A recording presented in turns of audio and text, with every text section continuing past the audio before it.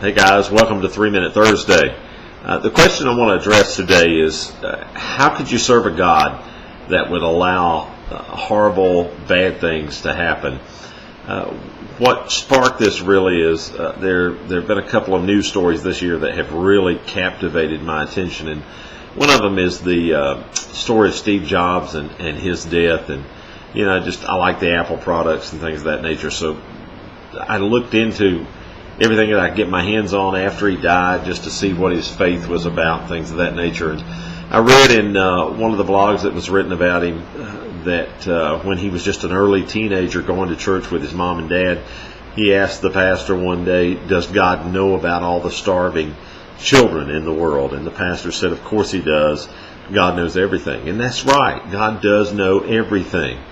And it was said then that Steve Jobs said that he would never worship a God that would allow things like that to happen. So how in the world can we worship a God that knows about those things and would allow those things to happen?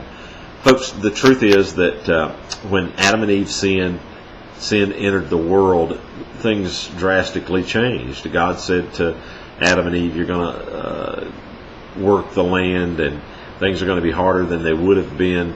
Sin entered into the world, and now, today, the Bible is clear that we as Christians, those of us who are Christians, that it is our responsibility to take care of the need in this world. Now, one person can't do everything, but as a group, we can make a difference in this world. We can change things in this world.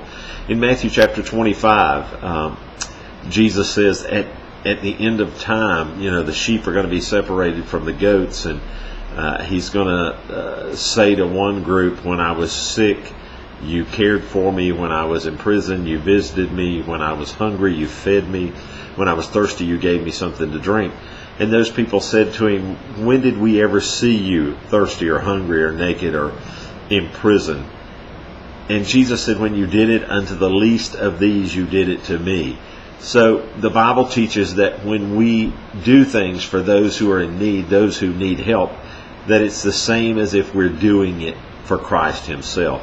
And then over in 1 John chapter 3, the Bible says that if we have the means to help someone and we don't, is it possible that the love of God could even be in us? So folks, God has planned that we are, as Christians, his hands and feet to the world, to those in need. We live in a society that is so focused on self and more, and what can I get more? Folks, we've got to get away from that. We live in an upside down world. The question is not, can we serve a God who would allow things like this to happen? The question is, how is it that we, as Christians, could allow this to happen? Folks, we have a mandate. It's time to live differently. Hope you have an awesome day. Hope to see you back again next week.